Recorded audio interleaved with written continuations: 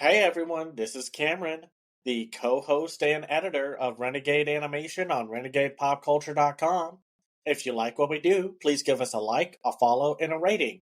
Apple Podcast, or wherever you listen to us. We are where podcasts can be found. If you can, consider supporting our Patreon.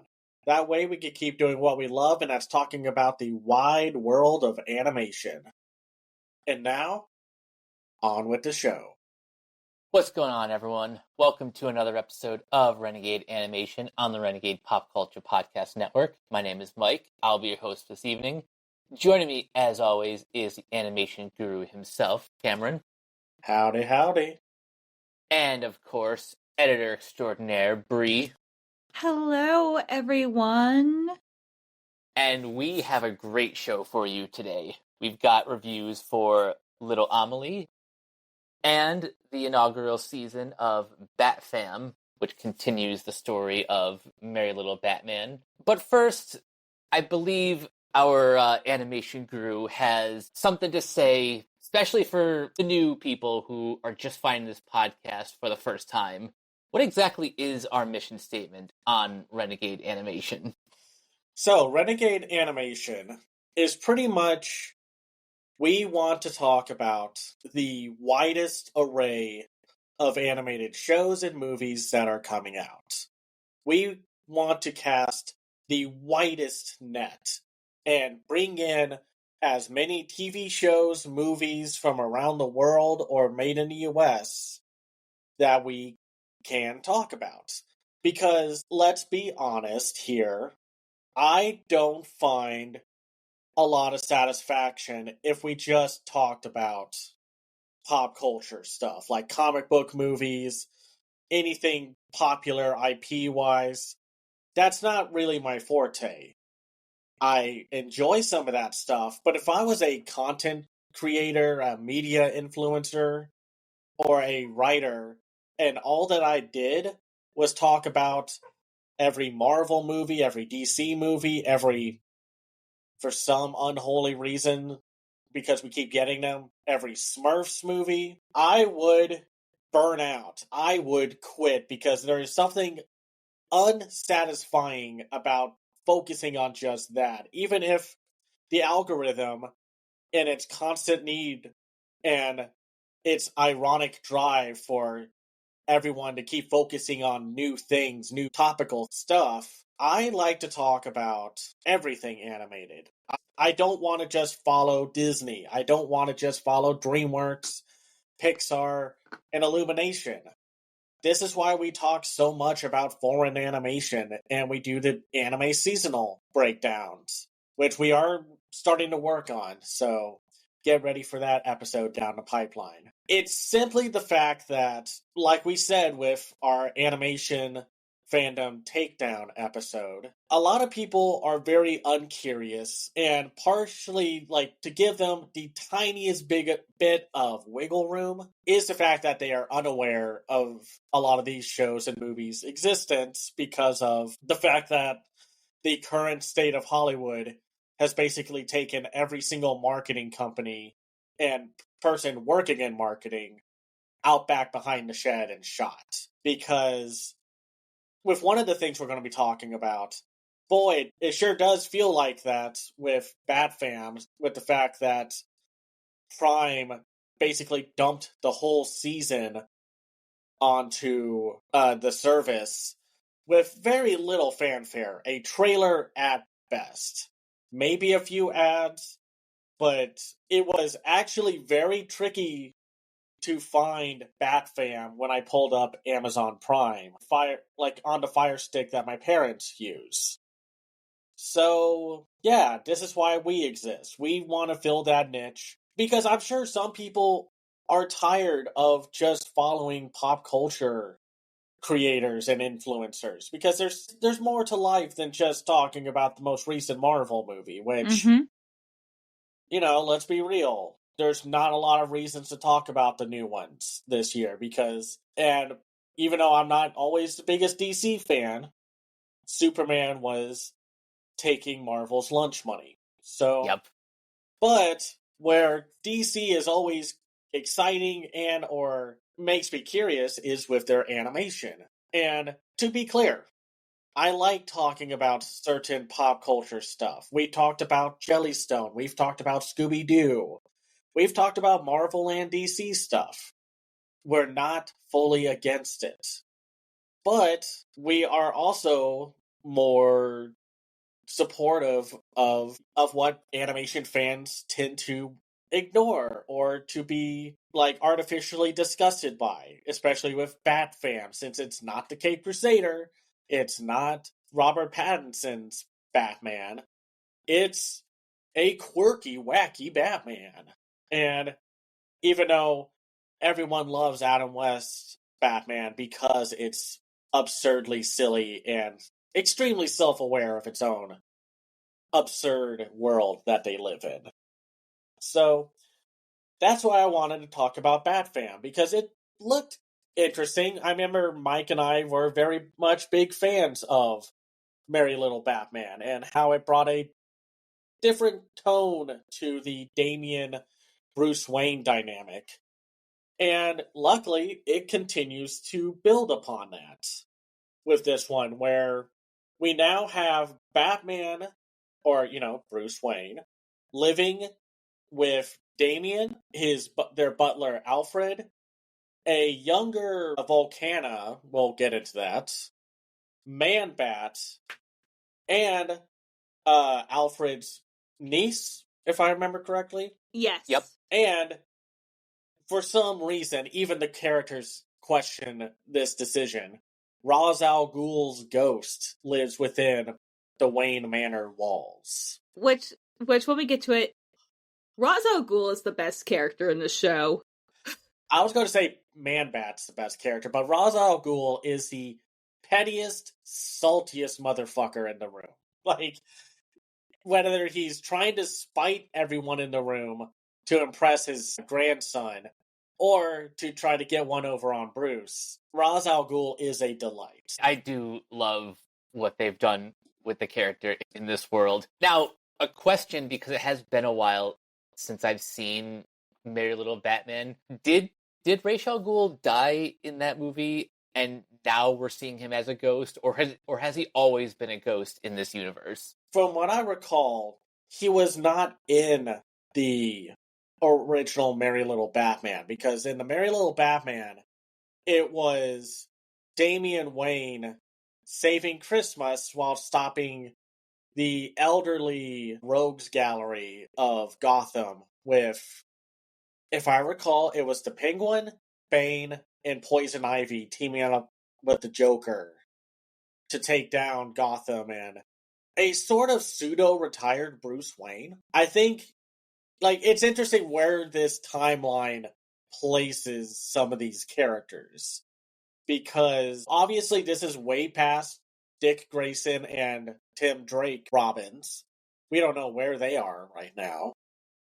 But we do have Damian, and Ra's al Ghul is dead, or canonically in this universe, dead. And Man-Bat is just being the fun uncle who is just chilling out inside the manor, apparently unaware of what a bed is.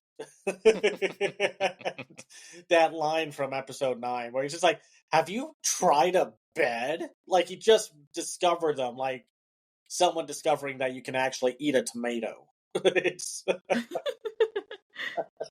He's like, these are the best. And or his jab at, what was it? I think it was Alfred's niece, making fun of the Pokemon Perry of the universe, where he's like, and I feel like some people who need to get out of their mom's basements. And Man-Bat's like, oh man, I love this stuff. And by the way, I live in the attic. I don't live in the basement. I tried to hang out down there, but the bats are jerks. Yeah, which, can we say, how good Bobby Moynihan is? Oh god, Bobby Moynihan continues to be the bright spot in so many productions that he is probably so far, at the very least from the 2010s batch of SNL actors, the most underrated actor of the bunch. It really is I forgot what video it was, but it was going through like all the seasons of SNL and how SNL lost something when they had to let go of Bobby Moynihan and who's the guy who's in like Ted Lasso and such? Oh, shoot. Oh, Jason Sudeikis. Yeah, like you lose, like it's one of those things where you don't know what you lost until you don't have it. Mhm. And when you lose people like Bill Hader, Bobby Moynihan, and Jason Sudeikis, along with some of the other departures of the recent cast leavings, it's like, wow, there's a reason why they stayed on for so long, because they were just the spice that brought everything together. The Chemical X to the Powerpuff Girls, sugar, spice, and everything nice. I know, just like the gremlinery, I don't know what the correct verbiage is, of Bill Hader and Kate McKinnon. the writer. Oh God, I am blanking on his name right now. Who voiced Spider-Ham? John John Mulaney? Mulaney. Yeah, Exactly. because that's how Stefan happened. Exactly. And he plays a very laid-back man-bat in this iteration. And, I mean, I love him. He's not used super much, like, a lot in the overall show. He basically has one episode of the 10 episodes to where he gets to actually flex. But Man-Bat gets to do his own thing and have his own punchlines sprinkled throughout the 10 episodes and what have you. And we do get the return of Luke Wilson as Bruce Wayne. Now, I think they did replace Alfred from Merry Little Batman, but let me see. Because I know James Cromwell voices Alfred in this iteration, which he does a good job. He brings never mind. James Cromwell is in Alfred. They did bring back like David Hornsby as the Joker, which I do love this version of the Joker. Very, like, a good mix of, like, Jack Nicholson. Oh, who was the Adam West Joker again? Cesar Romero. Yeah, Cesar Romero. And, like, a little bit of its own spin as well, with, like, the long hair, the really dangling limbs. And the fact that even though everyone else has aged, the Joker seems to stay perpetually young like Batman does, which is amusing to me in a lot of ways. But, like, so, it's funny, we're watching this show around the same time as Has Been Hotel. And I'm not saying that they are compatible in, like, serious way, but it is funny how we are continuously comparing and contrasting how Batman or Batfam and Has Been Hotel handle story arcs like redemption and parenting and what have you. It's funny how that happens, how sometimes we will get two shows and they'll have entirely different setups, worlds, and casts, but then the same kind of thematic commentary. Ironic since they're both Prime Video shows. Exactly. And I very much enjoyed this. I think it starts out a little slow as a show. Like, it has a lot of the same kid family show, like, beats and rhythms. It's not until you hit, I would say, maybe episode 4 or 5 when things start to fall into place. Like, the puzzle pieces start forming the big picture. Yeah. But it's, like, done so, like, flawlessly. Like, I feel like you need those first couple episodes to really get the cast, because they don't quite do the, each person gets their episode, kind of thing that a lot of these sorts of shows do. But you get very quickly, and you fall in love with this, family. I agree. I think it's... They have a good, like, familial dynamic with one another.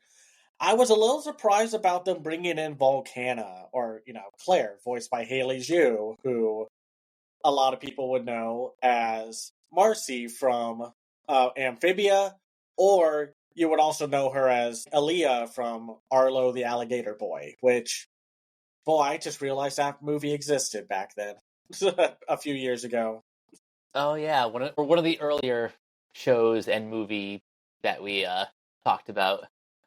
Yeah, we talked about the movie, and then like a few months later, we talked about the show, and we were just like, okay. I really loved. I think Volcana stole the show for me. Oh, Like she as really much as I did. love, like yes, she was her own original character from the Superman series, voiced by Perry Gilpin. But I like this angsty emo teenager, like well, not even emo, more punk rock teenager version. Because what we find out with Volcana is that during a heist gone wrong, she is fatally wounded, and Batman, being genuinely a good person in this incarnation, well, in general, we'll get to the big overarching story beats from like in a moment. But Batman does save Volcana by putting her into the Lazarus pit. Granted, she gets warped into a teenager, but Batman feels guilty for what happened and is taking care of her like another member of the Bat family. Where are the other Bat family members? Don't ask. Shut up. I do respect the fact that not once do they draw attention to the other, like the other Robins or the other people in the Bat family, because they just want to keep the show very self-contained while still throwing in a lot of DC deep cuts. Like, not only that, but, like, since Damien is such a relatively new character, like, we've seen 7,000 stories of Robin. Exactly. It was time to let the next step of Little Batman to be on the forefront instead of just another Nightwing, Red Hood, or whatever happens. Because I know what happens to all the Robins. They go into wildly different directions depending on which one you want to talk about. There's not just one or two, there's like 20. So, and I like this version of Damien. Yes, he can be a little obnoxious, but after going through what seemed like almost a decade of Damien being the biggest little shit in the DC animated incarnations, it was nice to see his arrogance mixed in with a younger kid perspective. And it's definitely far less grating that is coming from an actual, like, small child versus, like, a teenager. And I like Jonas Kibrab, his take on the character. He's like delightfully kid-like, and they do find a way to dial it back enough to where he isn't just grating. Because let's be real, the biggest thing that was holding back a lot of those DC Batman movies, that the direct-to-video ones from around 2010 to 2019, was the fact that anytime Damien came up, he was a buzzkill. He had a head bigger than Egghead, and he was the most obnoxious little person. And the show or movie kept justifying his attitude, and it was tiring. It's like, what if we had a whole has-been show, or yeah, a has-been verse show, not with any of the main characters, but the brother to Stella. Like that. I hate how accurate that comparison is. It's like Yeah. the pompous attitude on display for Damien in those direct-to-video movies was the worst. I dare you to go back to Justice League versus Teen Titans. Oh, I watched And a clip of it. I couldn't get through it. which is a shame because it actually was setting up some other really fun things. But nah, Damien's got to be the new main character. He's the choose me character. He's flawless, even though his character's the worst. Just ugh. But he works well off of the new kid-like adjacent characters to the villains. Like they're very picky about which villains they showed through this series. And with what they were doing with the theme of redemption and change, that really weaved itself throughout the whole season. Because when you watch Merry Little Batman, the villains are, a lot of them are retired. They aren't, like, in their prime. Then, with this one, some of them had kids. I don't know who got married and got busy with Two-Face. Shut up, don't ask. And Yeah, hey, look, it's someone's kink. yeah, And I'm sure his wife is lovely. though it's funny that, like, he has two twins that match his kind side and his evil side, but they live in the house that Gru lives in Despicable Me, which is like half pink, half black. They turned the house into the Barbenheimer meme. Oh, is that what it was? Was I overthinking Yeah. it? Oh god, why is that so obvious now? And I just completely missed the point of the joke. Oh my god. But we also see, like, the Mad Hatter has his two kids, which, boy howdy, you forget how much of a dick the Mad Hatter is. Like, say what you will about the Joker, he has his logic wrapped up in madness for how he treats people. And is still pretty much a monster. The Mad Hatter has like a third of the power that Joker has, and is a complete dick to the Sad Hatter, his daughter. The graphic designer, like that is such a deep cut. Like, Just like, at least I didn't go to college and get a worthless degree. I got a degree in poetry. Like poetry, pottery, whatever. It's just like, wow, dude. And some of the villains were also reformed. There was King Tut, Killer Moth, which for some reason, because of the head shape, I was thinking was Firefly. But obviously with the green, like, outlandish suit, it was Killer Moth. And Giganta, which Giganta got the Miss Bellum treatment. You never see her face. Most times you only see, like, her foot. It was very interesting because that was, like, a big point in a lot of the episodes. Does Volcana have it in her to become a good person? Do the villains, like, can villains be reformed? Like, no matter how evil and sinister they can be.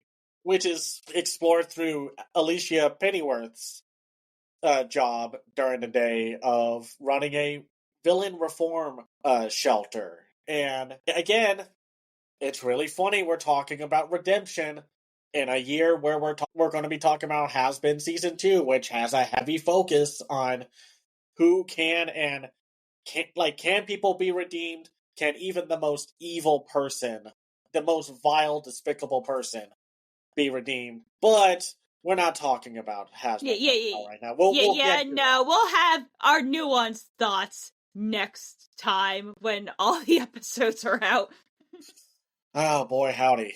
And it's also, like, a really funny show. This show is not above making fun of its own source material, which, I'm sorry, if you're a property as big as Batman, you can afford to make fun of yourself.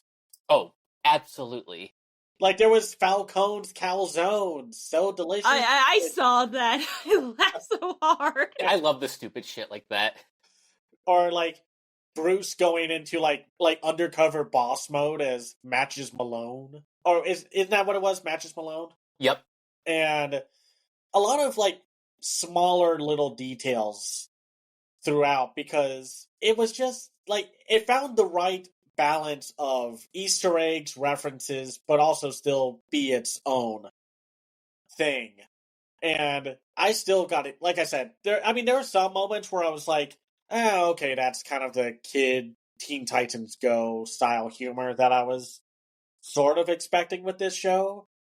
But it never goes full dark, mean-spirited humor like what Teen Titans Go does, which, again, a lot of y'all brought that onto the show, so y'all are to blame for that. But that's another topic for another time. So, like, what like, do y'all have any, like, other little takeaways before we, like, begin, like, talking about the final part of this show before we move on to Little Amelie? Yeah, I'd say, like, if there's any other way that I could sell this show, is that I feel like, in a lot of ways, this is a love letter to 90s animation, specifically, the 90s to early 2000s era DCAU, run. Also, surprisingly, Class B Cupo. I was gonna say that, and also, I don't know if you've ever seen the art of Ronald Cyril. Look up his art, and it's very influential to a lot of animation from the 90s, like Matt Groening, his work on The Simpsons, and other cartoonists of that sort. But the one thing I'm dreading is that if this show gets like more popular, which please watch this show for the love of Christ, don't let Amazon bury this. Is that everyone's gonna go? This looks like Thundercats Roar. This is CalArt style. I'm like, oh, fuck off. We do not need to bring back that term in 2025. Bury it. It's dead. Get rid of it. One more reminder, the CalArt style phrase came from a known pedophile. So if you use that term, you're basically saying... And you're a bad person. Exactly. No, what I love about this show's visual look, like, yes, I assume it's using rigs just because of how the characters move. I love that it carries over the childhood, like, children's storybook look of the characters. Especially with, I don't know if you noticed or paid attention to the texture work on, like, the characters, but they would have, like, these, like, moving blotches of colors. I definitely noticed it with the higher resolution copy that we had, that it had that really cool texture work to it. And that opening also was really baller. Like, it looks cool. And, oh my god. Okay, one more comparison to Has-Been Hotel incoming. Patrick Stump did the opening song theme for Bat Fam, which is baller. It has its own vibe compared to the Danny Elfman vibe of like the original 89 and animated series. Like, that's what I like about all these different Batman series. They each have their own identity, which is what you want when you're going to tell your own version, like, of these characters. Yeah, I gotta agree. The intro, Patrick Stump's music, and the visuals, it's very striking. It's just funny because, yes, Patrick Stump is in Has-Been Hotel as Abel. And, oh boy. Yeah, like, listen, we'll make this next episode. Yes, we do. We have a lot of feelings that we need to digest in a healthy way. Ah, gosh. My healthy way is eating chocolate-dipped Ritz crackers, so... Ooh. Yeah, if you can find those in your store, they are salty delicious. and sweet. You know the nice thing? The Noni Biscotti, they have like a new Oreo flavor. It's so good. Ooh, nice. Ooh. But one thing... So, to wrap up, like, basically our talk, like, of this show, like, as we said, it's super charming, very well written, has its own distinct feel and identity. It reminds me a lot of Mamoru Hosoda's The Boy and the Beast. Not in terms of quality, but in terms of how parenting affects the kids. Because that's what, if y'all haven't seen The Boy and the Beast, a big part of that movie was how our main character is raised by Kuma Tetsu and Kuma Tetsu's rival with how he raises his two kids. And how Kuma Tetsu is abrasively upfront and blunt with our lead character. He is not going to lie to his face, while the rival character does. He is passively lying and gaslighting his kid, which, leads up to the whole third act's conflict, because constantly lying and backstabbing your kid could result in some very gnarly consequences. Who could have seen that coming? And a lot of this story is about Bruce still coming to terms with raising Damien, where throughout the whole season, like, he's trying to let Damien be his own kid, but he still wants to bond with him. Or try to bond with Claire. And it really comes to a boiling point during the 9th and 10th episode of this season, where Batman is basically lying to Damien throughout the whole episode. And even though everyone is telling Batman, hey, maybe it's not a good idea to lie to your kid about what's actually going on. What was that line? He's like, yes, I'm digging myself into a hole, but at one point, I'm going to find my way out. That's how holes work, right? And it's like, okay, Bruce. He's he's stuck in the sunk cost fallacy mentality of, well, if I just keep lying, eventually everything will be okay. But because that always works out. It works out every single time that happens in a show or in real life. Clearly a good idea. And then we get to the overall, arching, plan of the Joker. Basically, he was using all these other villains, including Mr. Freeze, Killer Croc, Livewire makes an appearance, which is actually pretty nice, and a few others to try to break into Wayne Enterprise, which, by the way, has a low security threshold. Literally, because everyone keeps breaking into Wayne Enterprise. And he wants this item that could make people rage and violent through anger and what have you. Which is a delightful thing to see what happens with how he tests it out on the reformed villains as they're watching the finale to the Battleship Bake Off, which that was a perfect reference for you. I was gonna say, I would freaking watch Battleship Bake Off, especially with the fact that the Great British Baking Show literally ended this week, and just how nobody likes to hear who won spoiled for them. It's a lot of fun. It's very interesting to see how essentially the Joker goes through the same plot point that Batman Beyond Revenge of the Joker goes through, where you find out what happened to Damien and such. Or was it Tim Drake? In Return of the Joker, that was Tim Drake. Yeah, I think that's Tim. Okay. Well, yeah, that makes sense because of the time period of when the original Batman series ended. That's basically what happens. He comes back, or the Joker arrives and basically manipulates Damien into being his own little Joker and such, which a lot of great little gags and moments with Damien as Joker Jr., which, kind of amusing that this show, we're talking about how the fact that they acceptably do not mention the other Robins. Where's Harley? Yeah. The one time DC doesn't want to milk Harley Quinn for all she's worth. She is nowhere to be found in this show. Oh, you know what? I'm kind of hoping if the show does get a second season, I feel like she'd be a good candidate for Evil, being the therapist. Oh my god, that would be perfect. That's, way too obvious to not do. That would be perfect. Especially with the fact that Dr. Light shows up and was the first client for Alicia and such.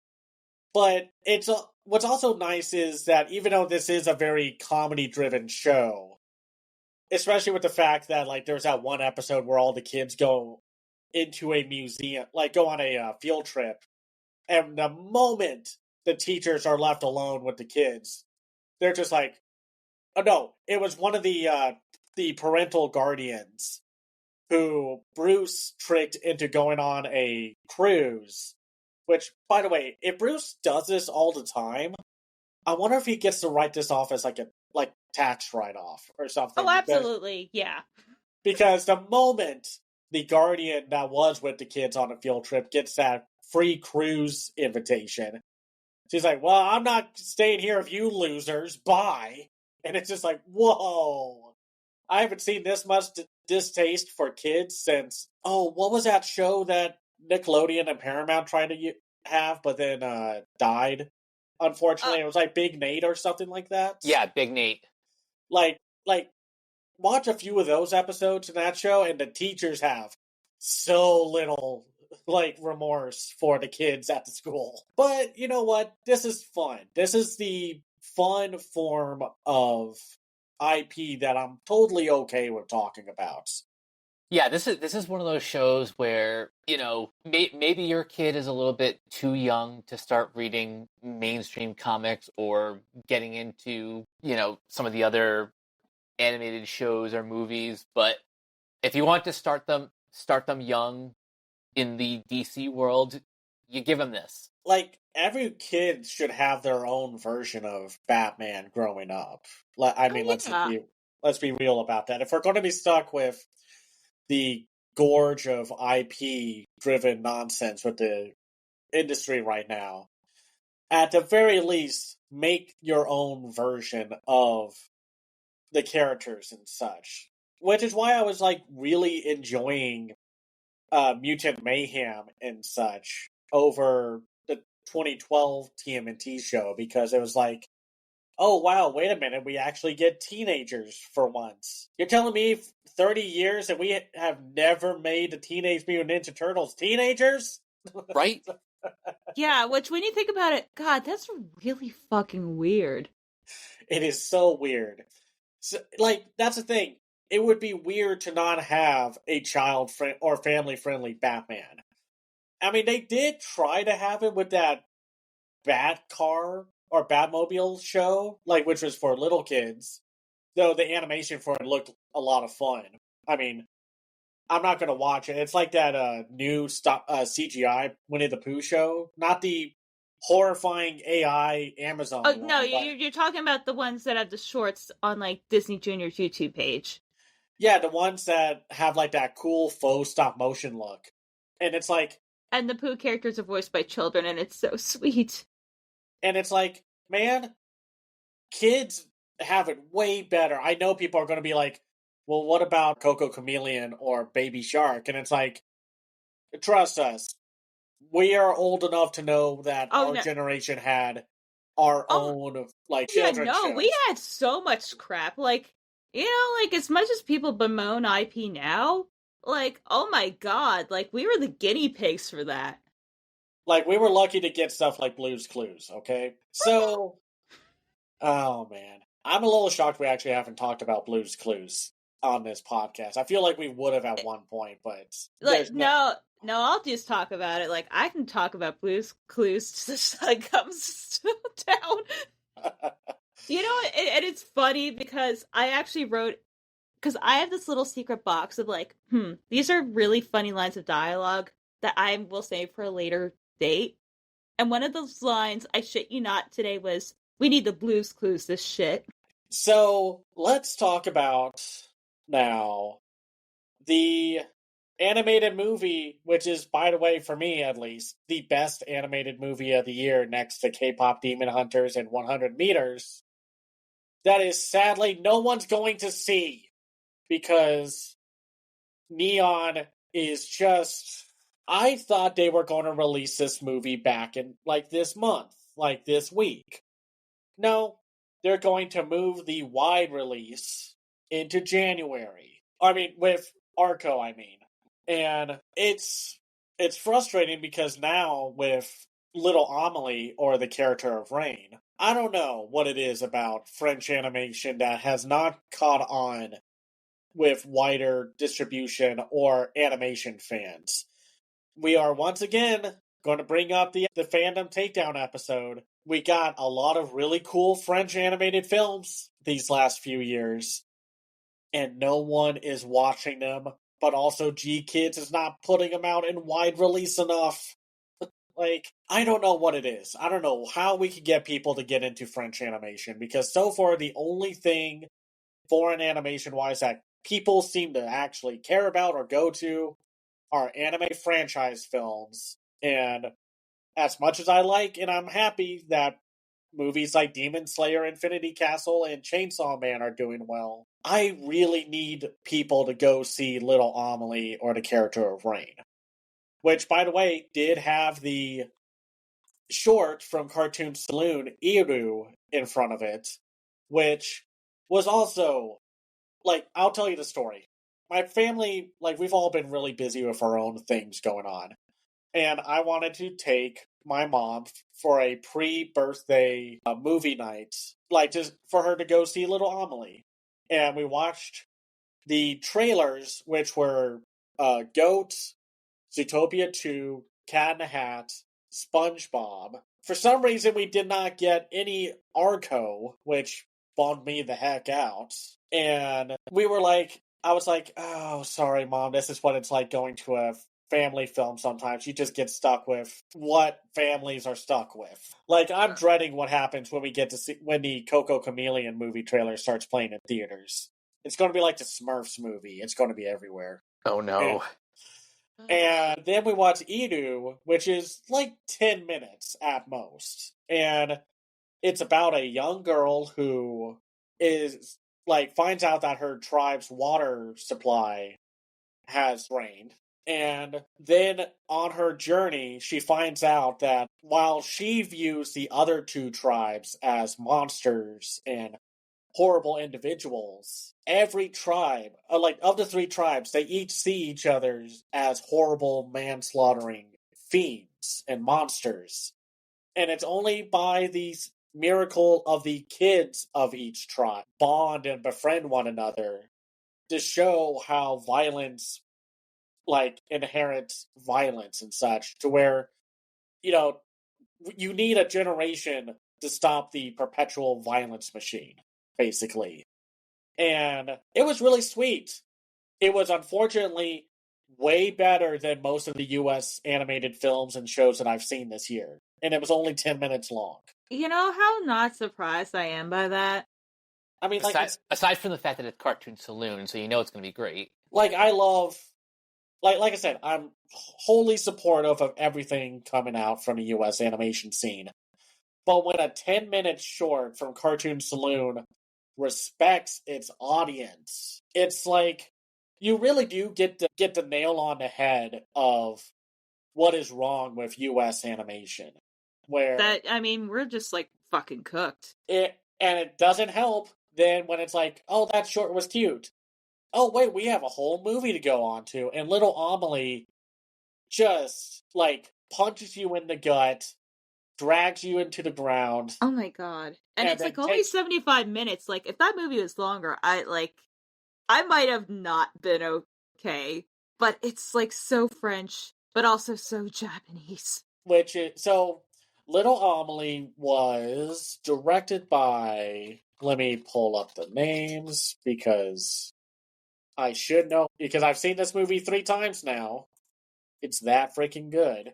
So it's directed by Melis Valade and Lian Cho Han, who, by the way, is currently working on pitching a TV series. So I'm excited about that because of this movie. Nice. It is produced by Maybe Movies with, I think, help from Goodfellas Animation, which, if you have not seen Maybe Movies, you probably would have if you do follow the foreign animation scene. They worked on films like Ernest and Celestine, Long Way North, Calamity, and, well, this movie. Which, by the way, if the visual style looks familiar, yes, I think it is very much the same team behind Calamity and Long Way North, which are, like, 2 of the most underrated animated films I can think of from the 2010s to now. Yeah, I think all 3 of these are done by 2 minutes. Yeah, and they're just, oh god, they're so good. Like, Long Way North is so freaking good. And Calamity is like a Disney movie done right. And unfortunately, no one is able to see it. Which, oh, that makes me mad. Oh god. Like, no one is able to see it, and nobody has picked it up. Not Shout Factory, not G Kids, not even Netflix has picked up Calamity. And, oh, that drives me up a wall a little.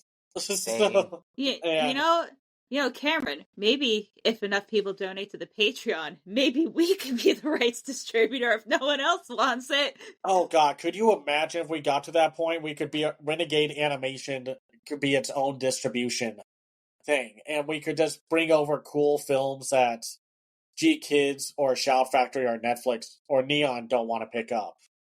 God, that would be the dream. That would be the dream. That's what I want to do. People who review and discuss animation want to do their own, like, I want to make my own indie animated pilot and movie. Cool. I'm like, no, you don't. Unless you're like crazy like me, but even me, a lunatic, is like, not unless I have people that know what the fuck they're doing. Oh, and money. Yeah, because what I want to do is do distribution. I want to make like a G Kids like company. So let's actually talk about Little Amelie now that we're done gushing and being mad that foreign animation is somehow inconsistently brought over by US distributors. So this is based off of a book, and it's about the author growing up as a Belgian girl in Japan in the 1960s, up from age 1 to 3. The world is a perplexing, peaceful mystery to Amelie until a miraculous encounter with chocolate ignites her wild sense of curiosity. As she develops a deep attachment to her family's housekeeper, Nishio-san, Amelie discovers the wonders of nature as well as the emotional truths hidden beneath the surface of her family's idyllic life as foreigners in post-war Japan. First off, great premise. Everything is seen through the metaphorical and the literal mind of a kid. You think, at first you would maybe be a little annoyed about how much narration is going on because of how bad a lot of over-reliance on narration has been with US animation, Spirit. And with that, though, it is written in a way that is super appealing and charming. Because Amelie does see herself as God, because people tend to her. They bring her food and, like, offerings. Until and it's funny. I don't actually think she was a vegetable. I mean, I feel like, well, one, if she was, the doctor wholly miscalculated what was actually going on with Amelie. Or two, that doctor needs to be fired. Because, I mean, let's be real. Have you been around a baby? Babies, for at the very least, the first 2 years, don't do anything. Like, until they start walking, of course. But still, the point is, like, Amelie stayed, like, dormant in her once, like, sitting position for 2 of the years that she is a part of this world.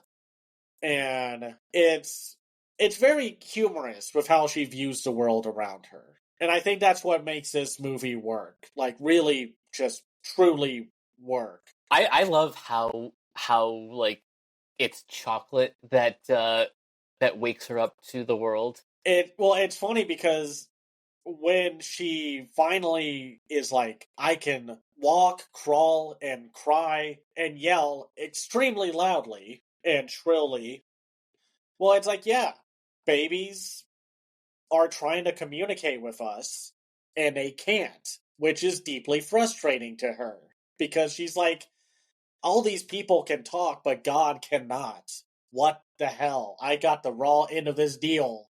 Whoever brought me to life, thanks. Like, and it's funny that it's white chocolate, which is technically not real chocolate, but then again, this is Belgium white chocolate, so it's like the real deal.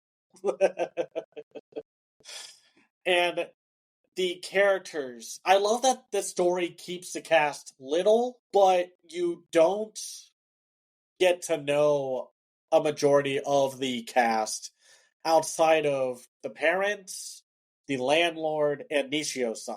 And I think that's good, because again, all of this about Amelie learning life is from her perspective. We don't need to see the other perspectives. We already know that the parents are burned out with having to raise 3 kids and living like in a country that is not of their own. Because I forgot about this. The dad is a diplomat for Belgium in Japan. Like, that's not brought up a whole lot.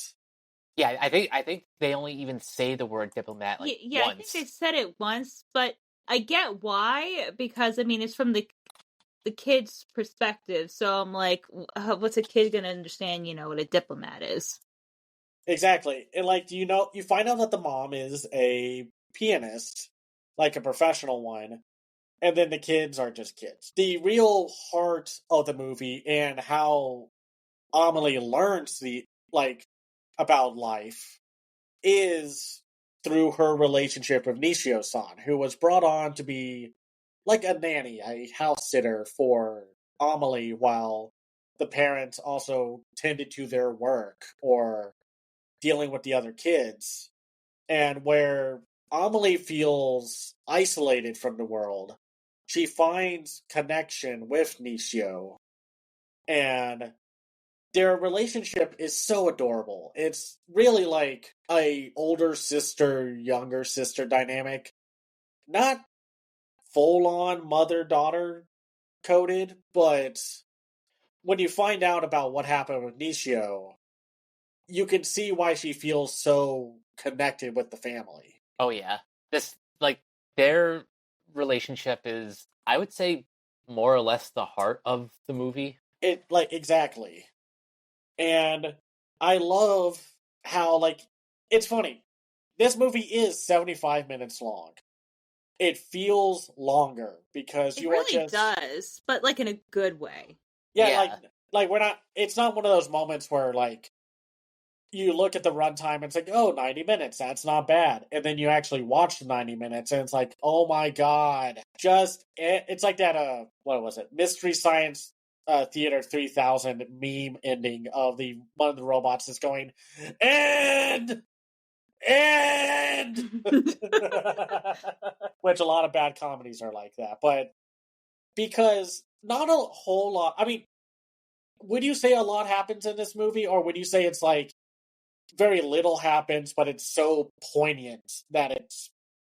I don't know. I would say it's kind of a little bit of both.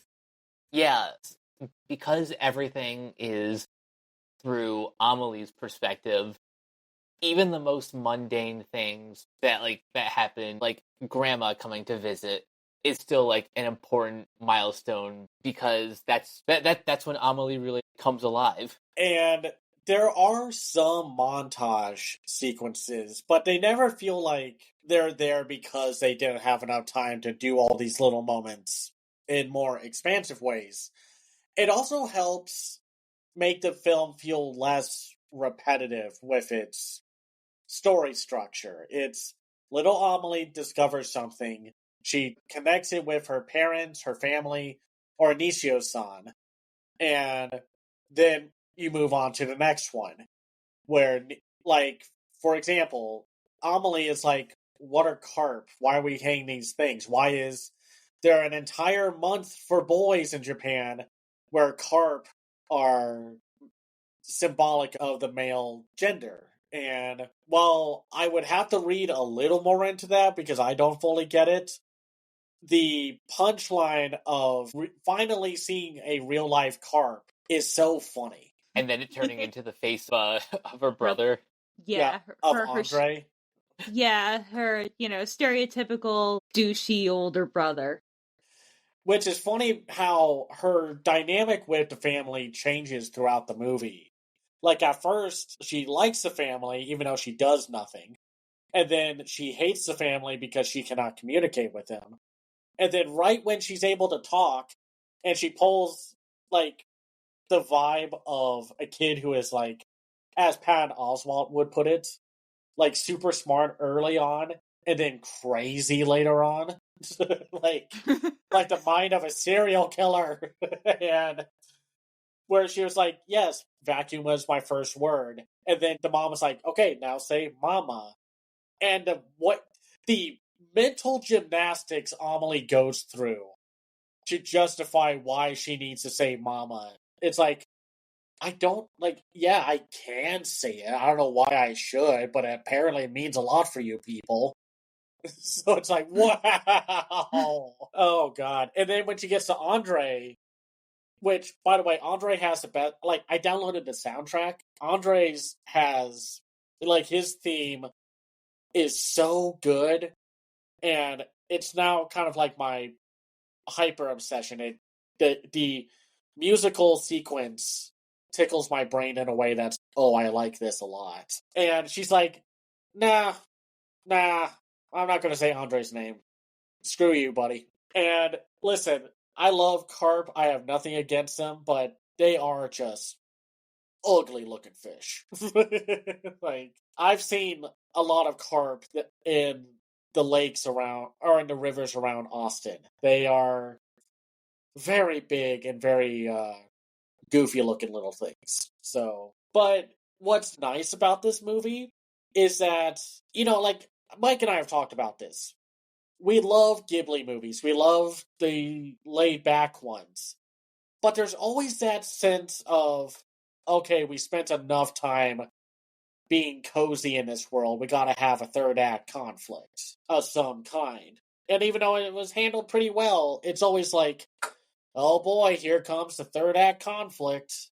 You could tell the drama of Little Amelie is so small scaled with compared to everything else in the world, because you find out that at one point the grandma dies, and it's the first time Amelie is learning about death, and it's very interesting how she reacts to it at first, because Nishio-san is like, well, you, like, sometimes it's just what God wants. And then she's like, well, I didn't want her to die. And it's like, oh, right, but I feel like it sprinkles in the drama throughout the movie, like, even from, like, the very beginning. Like, you get, like, the hesitation with the landlord, who is very much against the family living there because of deep-seated, like, grudges and hatred towards people because of what happened in the war. Sure. Understandably so. We did horrible things. Like, there's no good guy in that conflict. Not at all. Like, no. So I understand why someone would feel hesitant about a group of Europeans staying in Japan in the 1960s. I get it. But that never truly takes over the plot. Like, it never becomes super serious mode, like, at the halfway point. It keeps its childlike innocence and wonder, even though sometimes some horrifying stuff happens. Like, golly, that was a scary moment. Let me tell you, if you're a parent, like, this might be a horror movie for you. Oh, God. Especially with the beach scene, which has a better oceanic moment than anything that happens in Moana 2. That's and yet, sad. And then she ends up getting pulled out into the tide. And, oh, Lord, that's like every family's worst nightmare. Mm-hmm. Oh, boy. You understand the drama and how, like, Amelie wants everything to be perfect. She sees herself as God.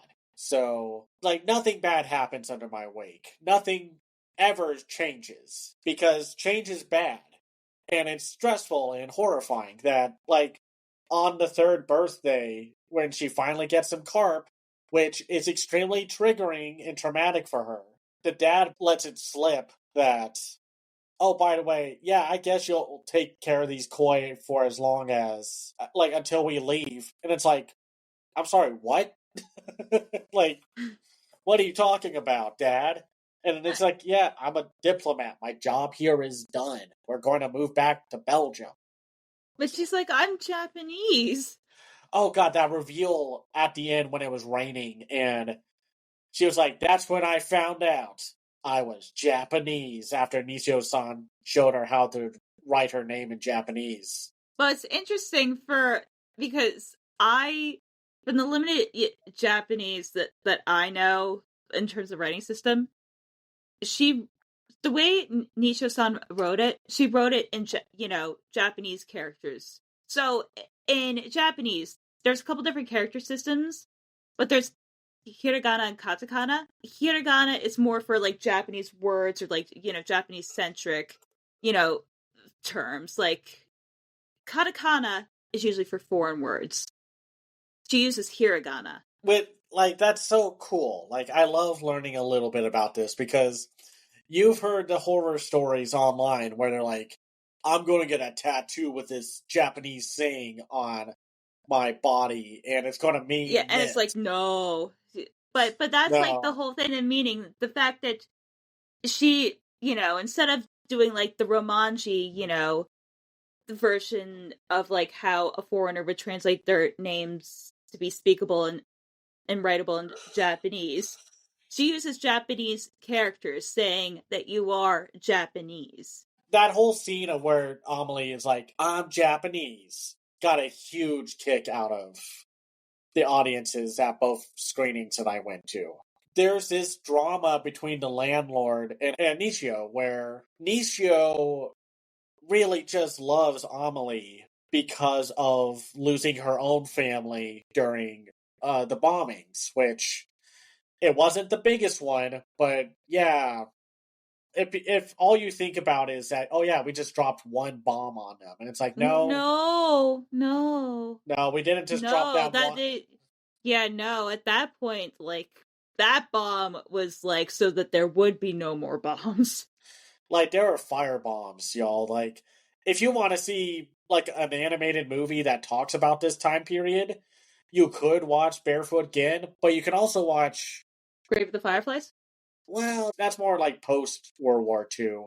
The one I'm thinking of is In This Corner of the World, because this sounds like it happened right around the same time where Nishio is talking about, because of the multiple bomb raids and such, and the fire bombs that fell from the sky. It seems like that's when that one happens. And if I had a nickel for every movie in 2025 that told us about a horrific moment in someone's life, but without showing us anything of the graphic material at hand in question, I'd have 2 nickels. It's not a lot, but it's amazing it happened twice. Because all I could think about was how Sinners handled that sequence with, what's his name? Dore Lindo.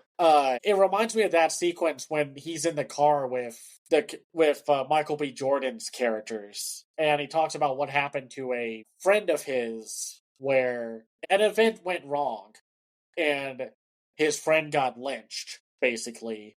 And you see none of it, but it's told through the words and the sound effects in the background. When Nishio-san is talking about what happened to her family and what happened to her during the bomb raids of World War II, it felt very much like that, because you could see visual metaphors for everything that horrifying time period implies. Yeah, that's actually a great way of getting that point across, because I'm sure most people, at least people our age, like, have a pretty basic understanding of what happened during World War II, but still we're given enough like information to understand, like, yeah, what Nishio's family went through was a lot. Horrifying. Just deeply horrific things. And the landlord, on the other hand, is really nationalistic about why she's like upset with Nishio-san hanging out with the family, because those people will hurt you and forget about you. Who cares? And it's like, that's not the point, though, of why Nishio cares so much for the family.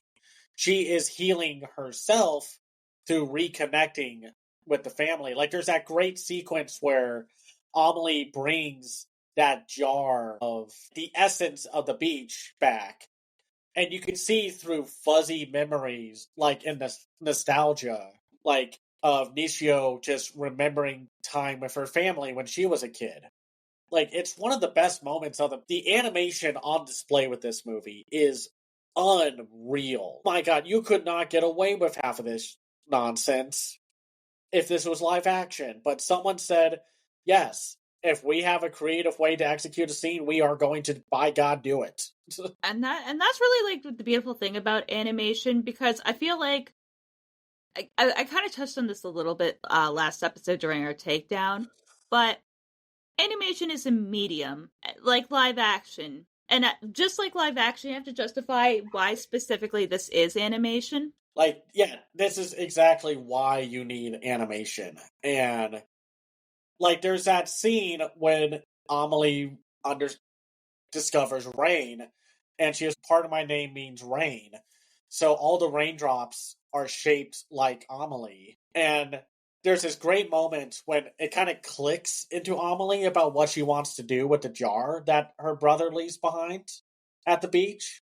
When she's looking through it in the background, through the jar with a shell in the foreground. Obviously, there's nothing in the jar, but what's physically in the jar isn't important.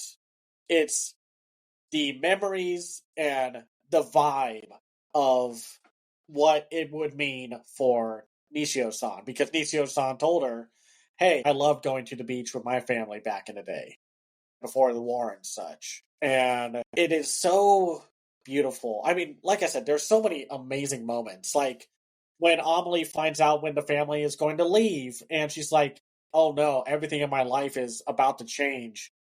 But I don't want it to change. I want it to stay in this one area, like, moment. So she basically tries to end her own life, and the visual metaphor of her falling into the pond, but not like it. But it's not like a pool or a lake or like whatever. But it looks like it because she is so small and she's about to be swallowed by a carp. Like, such a cool scene. And then you get to the whole sequence where she's partially like in limbo, like not dead but not fully alive. Yeah, like that in between state. Yeah. And when she finally reunites with the grandma, like, this whole sequence makes me cry every time I watch it. And the grandma's just like, you're not supposed to be here yet. You have to keep living. You have to go back out there and live life and just hold on to those memories that you make. And just that whole montage of her seeing, like, what was going through her memories from her outside of her perspective. It's just, oh, it's so good. This movie is just so freaking good, y'all. Like, Yeah, I know, but it's like, yeah, people need to see it. Like, look, for all we know, Zootopia is going to be a subversive masterpiece, but it's like, like, Disney cannot make a movie like this anymore right now. Like, no, not the current thing. Like, maybe like back in the day, like I could see like early, yes, before Le Communism, that era Walt Disney doing something like this, but or maybe like early stage Eisner, but now, no. But that's the thing. I don't think we like animation fans cannot just like defer to Disney as like the default when it comes to telling just beautiful stories like this one. You know what? I'm going to say something that's really spicy. People, just in general, not just at Disney, need to stop begging these studios and think that they're going to save them. It's the exact same logic as like the first Trump administration with the resistance. It's the same shit. I'm like, no. Find other stuff out there or try to support the people who are trying to fix the problem. Just like posting about animation or cinema is not gonna fucking fix shit. Like, Disney can say all they want that they're gonna do 2D animation again someday.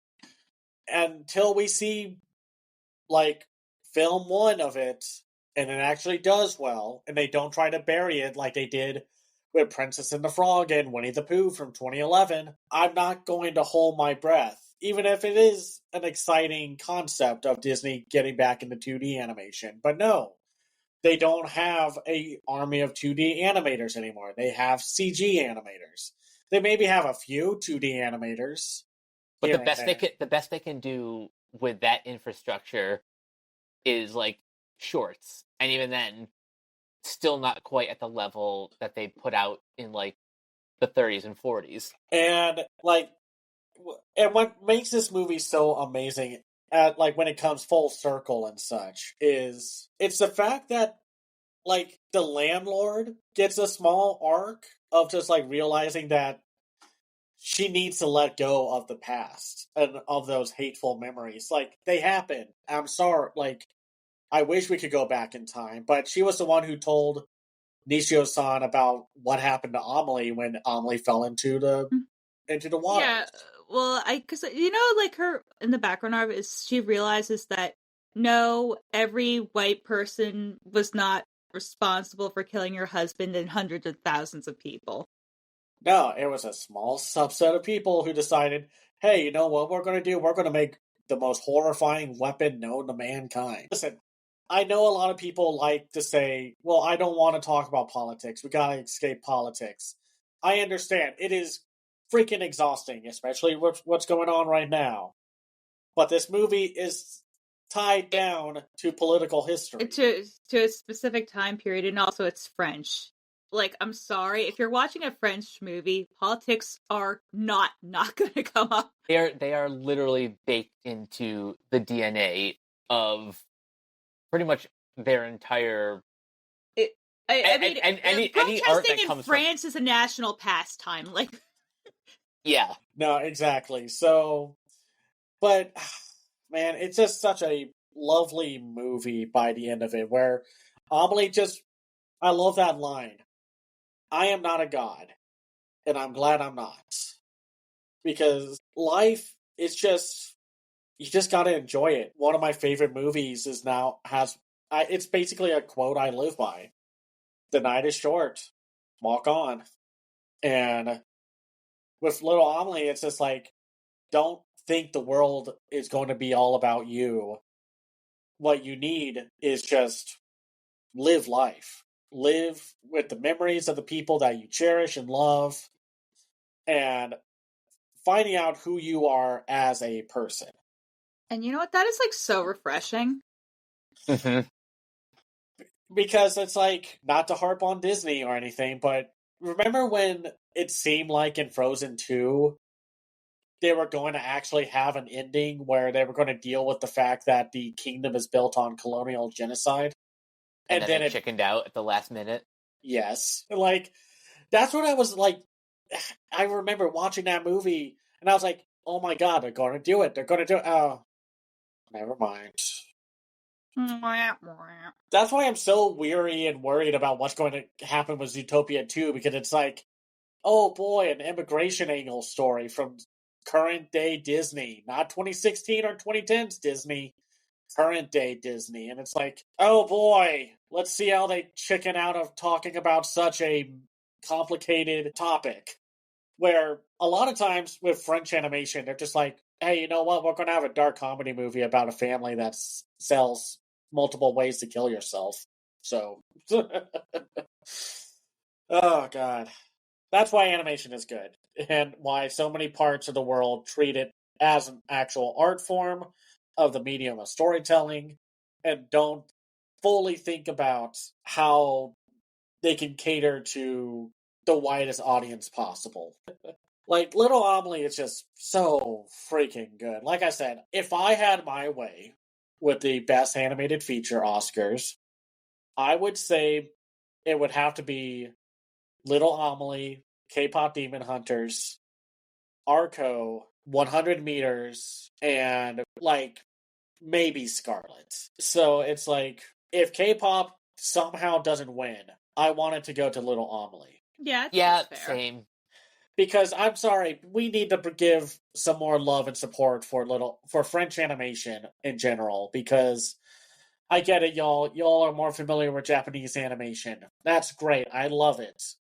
Please get on the other party bus and such for French animation. There's some And hey, you cool. know what? If you are someone who's just more familiar with anime and movies from Japan, then Little Amelie is kind of the perfect gateway to French animation. I would say that or like the first Ernest and Celestine movie. Like, Oh, no, I get where Mike's coming from because, like, in a lot of ways, I mean, because it's a core part of the story, this is a very, like, Japanese story. Like, it doesn't feel like that divorced from, like, a Ghibli or something like that. And also the that's. fact that it's actually based on a true story too. Oh, yeah. It's going to be interesting. I hope more people can see this. And I hope, for the love of God, G Kids, do not just put this out on digital. They've been doing this for the last few of their French movies. Like, I think it was A Miracle in a Handbasket that Mars Express came out on a Blu-ray because Chicken for Linda and Sirocco and the Kingdom of the Winds are still on digital only. No physical or anything like that. And it's like do not just relegate your French movies to digital only. Please put them out on Blu-ray. Or at the very least, give us a reason why you guys haven't put out a Blu-ray with Sirocco and Chicken for Linda. Like, an answer, for the love of God. Anyway, this was an amazing movie. I'm so happy y'all got to see it. I was very surprised to see it at my theater because I was thinking it was going to be one of those, oh, it's only going to be at Cinemarks, which sometimes happens with G Kids releases, where it's not at Regal or Alamo, but you got to go to the third option, or go to the Violet Crown, or go to some indie theater that's like way further out than you really want to go to do. So. Yeah, or, like, I'm, like, surprised. Because, especially since AMC theaters tend to have, like, larger screen capacities, that it's not, like, more at AMC's. Uh, I remember them saying that G Kids made a deal with Cinemark and Regal to put their movies in theaters, but I'm not entirely sure what has happened since I heard that first, like, bit of info. So here's hoping that more people can see it. And if you can see it, and the only way you can see it is when it hits digital, fine. Just go see it. Yeah, like seriously. at this point, it's just like with some of this foreign animation, unless it somehow miraculously breaks out and becomes super popular, I'm fine with people checking it out on digital. So, but for now, yeah, I guess it's time. Next time, we're going to talk about that show. We're going to dive into the second So season of. we're gonna dive into our personal hell. Literally. Yeah. Oh boy. Yep. Next time is Has Been Hotel Season 2, buddy. And until next time, Bree, where can everyone find you online? Thanks again for letting me join this band of merriment, but if you wish to find me elsewhere, you can find me at Crazy Lemur. .bsky.social. I'm also available. God damn it, dog. I'm so sorry, Kim, for how you're gonna have to edit this. Well, I'm mostly gonna do it, for the pauses, but you can also find me on Instagram at LemursRule1, where I post dog content, cooking pics, or just general life nonsense, like me tracking down the Dunkin' Donuts Wicked Tin, because I found out that my Dunkin' Donuts is temporarily closed down because a self-driving Tesla drove into it, and the bomb squad had to be called out because they were worried it was going to blow up. So for fun stories like that, please follow me. First off, I don't blame them for thinking that Tesla's going to explode, Elon. So you can find me on Blue Sky and Twitter. I'm not calling it X. At camsiview.biz. I have a website called camsiview.biz where I review animated films and shows from around the world called The Other Side of Animation. I also have a Patreon at patreon.com/camsiview. I am also a contributor to Media Magpies. where you can find my animation editorials and other film-related nonsense there. That's where you can find me. And you guys can find me on various social media sites at Captain K42. You can check out my quick thoughts on letterboxd.com/CoachK42. And you can follow Renegade Pop Culture on Facebook and Blue Sky at Renegade Pop Culture. You can also find us on YouTube, on Podchaser. Consider supporting our Patreon at patreon.com/Renegade Pop Culture. Listen to all of our podcasts on Spotify, Apple Podcasts, or wherever you listen. And last but not least, everything can be found at renegadepopculture.com. Need an escape? So do we. That'll do it for this episode of Renegade Animation. We will catch you guys later. Peace out.